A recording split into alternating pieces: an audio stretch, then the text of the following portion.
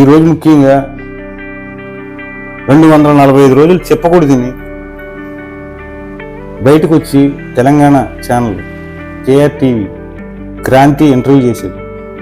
ఆ ఇంటర్వ్యూ చేస్తే వాడు అనిల్ అన్న అతను అమాయకుడా మూర్ఖుడా ఏమనాలో అతన్ని నాకైతే అర్థం కాలేదు. నిజంగా చెప్తున్నాను. ఎంత జరిగినా ఇన్సిట్ పశ్చాత్తాపం అతనిలో నాకైతే కనపడలేదు. భయం కలిగింది, బట్ పశ్చాత్తాపం కలగలేదు. భయానికి పశ్చాత్తాపానికి చాలా తేడా ఉంది. అసలు ఆయన అప్పుడేమన్నాడు, ఇప్పుడు ఇంటర్వ్యూలో ఏ విధంగా మాట్లాడుతున్నాడు, ఏమన్నా తేడా ఉందా, ఏమన్నా మారేడా, ఒకసారి మీకు అందరికీ చూపించాలని చెప్పి ఈ వీడియో చేస్తున్నాను. ముందు ఆయన పాత మాటలు ఒకసారి వినండి, తర్వాత మాట్లాడదాం. పాత మాటలు మీన్స్ అతను జగన్మోహన్ రెడ్డి అధికారంలో ఉన్నప్పుడు మాట్లాడిన మాటలు. ఒక ఆయన ఇంటర్వ్యూ చేస్తున్నాడు. జగన్మోహన్ రెడ్డి గారిని ఒక్క మాట అన్నా కూడా మీరు చూస్తూ ఉన్నారు, ఏం చెప్తారు దీని గురించి మీరు? ఈజ్ మ్యాన్ ఆఫ్ మాసెస్, ప్రజల్లో నుంచి పుట్టుకొచ్చిన నాయకుడు అండి. జగన్మోహన్ రెడ్డి గారిని ఇష్టపడటానికి కారణాలు చిన్నప్పటి నుంచి ఆయన చూస్తూ పెరిగాం. ఎందుకంటే జగన్మోహన్ రెడ్డి గారు ఇంటర్మీడియట్ లో ఉండగా 10th క్లాస్ లో ఉండగానే పిచ్చ ఫాలోయింగ్ ఉండేది.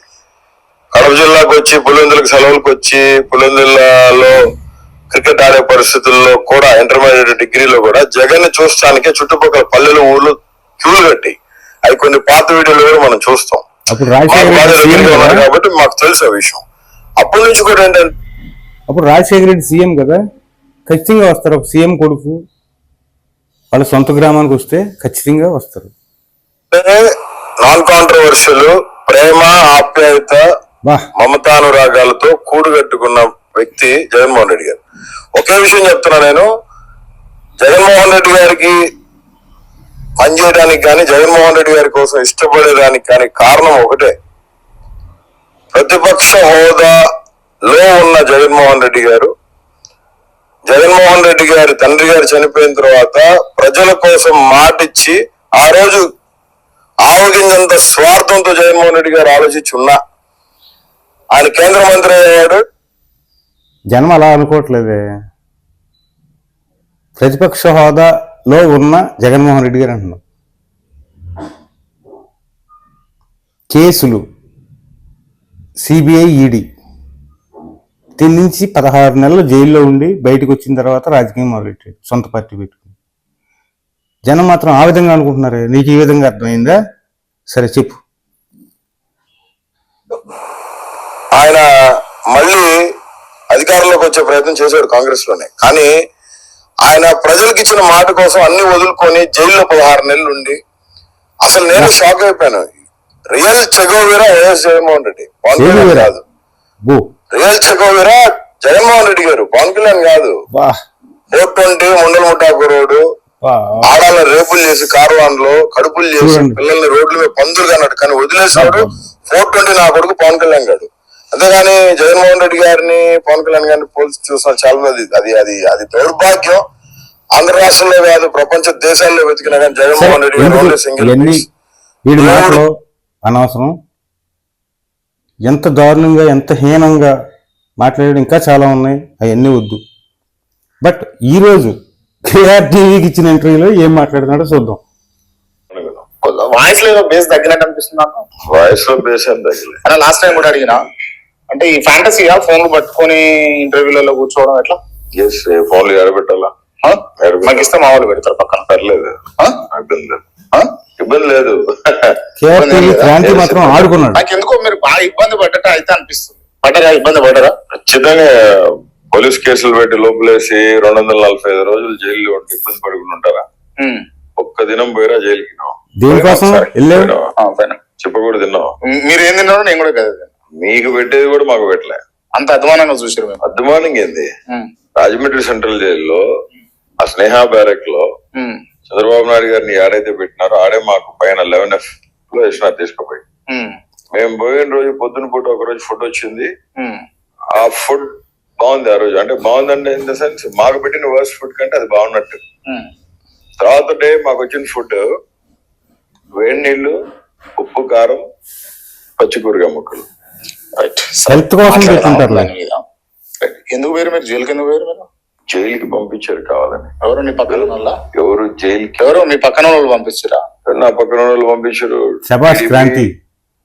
జనసేన కుటుంబ ప్రభుత్వం పంపించారు. వైసీపీ వాళ్ళు కూడా పంపించారట కదా.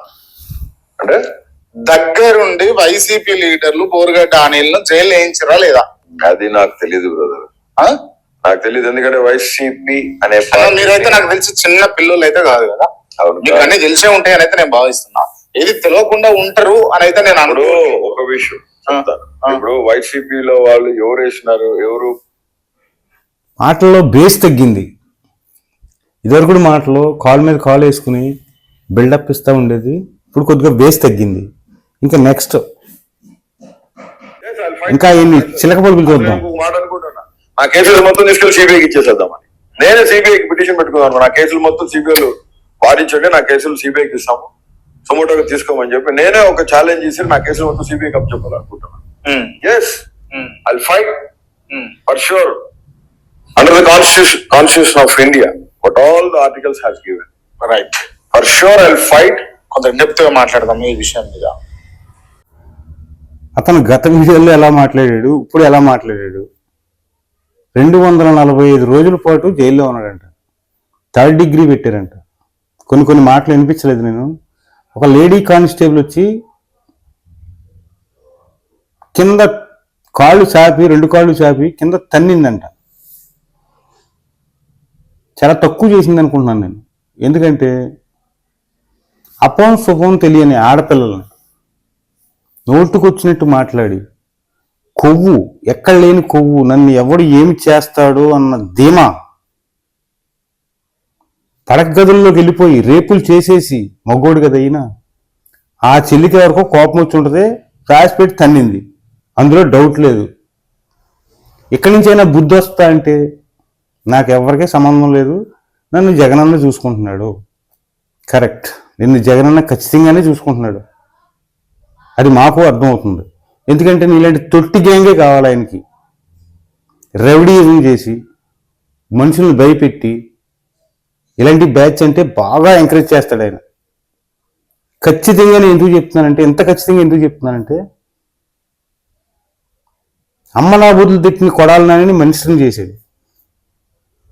ఒక జోగి భోగి ఇళ్ల మీదకి, కొంపల మీదకి, చంద్రబాబు గారి ఇంటి మీదకి వెళ్ళి మినిస్టర్ని చేశాడు. ఇంకా రోజా కూజాలు ఇవన్నీ చూడక్కల. అలాంటి మెంటాలిటీ ఆయన నిజస్వరూపం ఈ రోజు బయటపడుతుంది. అతను ప్రెస్ మీట్లో మాట్లాడే మాటలు కానీ, అతను చేసే బిహేవియర్ కానీ, అతని యాటిట్యూడు, ఒరిజినల్ యాటిట్యూడ్ ఇంతవరకు నేను అనుకునేవాడిని. జగన్మోహన్ రెడ్డి గారికి ఎన్ని తెలుస్తున్నాయా, వీళ్ళు ఎంత రెచ్చిపోతున్నారు, ఒక్కసారైనా తిట్టుంటాడు కదా గ్యారంటీగా అనుకునేవాడిని నేను. నిజంగా చెప్తున్నాను మనస్ఫూర్తిగా. అలా మాట్లాడకుండా తప్పురా అని ఒక్కసారైనా మాట్లాడుంటాడా, మాట్లాడకుండా చెప్పకుండా తిట్టకుండా ఉంటాడా అన్న ఫీలింగ్ ఉండేది ఎక్కడో మనసులో. పక్కా క్లియర్, ఇవన్నీ చేయించింది ఆయనే. ఎందుకంటే ఆయన ప్రెస్ మీట్లు చూస్తే అర్థమైపోతుంది. మైండ్లో ఒకటి పెట్టుకుని బయటకు ఒకటి మాట్లాడటం.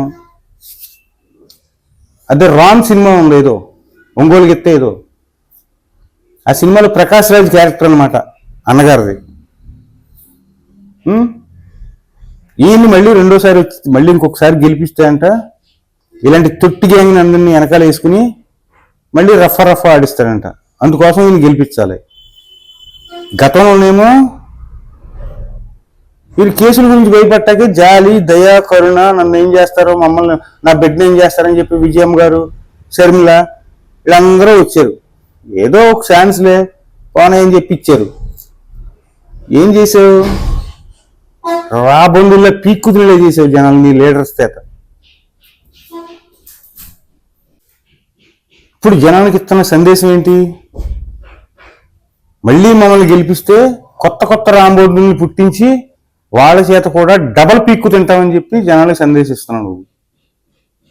మిమ్మల్ని ఎవరయ్యావు మళ్ళీ అధికారం ఇచ్చేది మీకు? ఎవడైనా నమ్ముతాడా? భయం, అల్లాడిపోయారు జనం. ఎలక్షన్ ముందు ఓటు ఎవరికి వేస్తావు అంటే ధైర్యంగా చెప్పే పరిస్థితి లేకుండా చేశావు. అంత భయపెట్టావు జనాన్ని. నిన్ను అంతకన్నా హీనంగా చూశారు. అందుకే జనం టైం వచ్చేదాకా ఆగారు, ఆగిపోయింది. బట్ ఈ బోరుగడ్డ లాంటి వాళ్ళని ఎంతమందిని ఎంకరేజ్ చేసినా ఇంకోసారి వైసీపీ అన్నది వస్తుందని నాకైతే నమ్మకం లేదు. ఇది 100%. మరి మీరేమంటారు? ఒకసారి బోరుగడ్డ ఏమైనా మారిన మనిషి అయ్యాడా, లేదంటే యథా రాజా తథా ప్రజ అలాగే ఉన్నాడా? ఒకసారి చెప్పండి.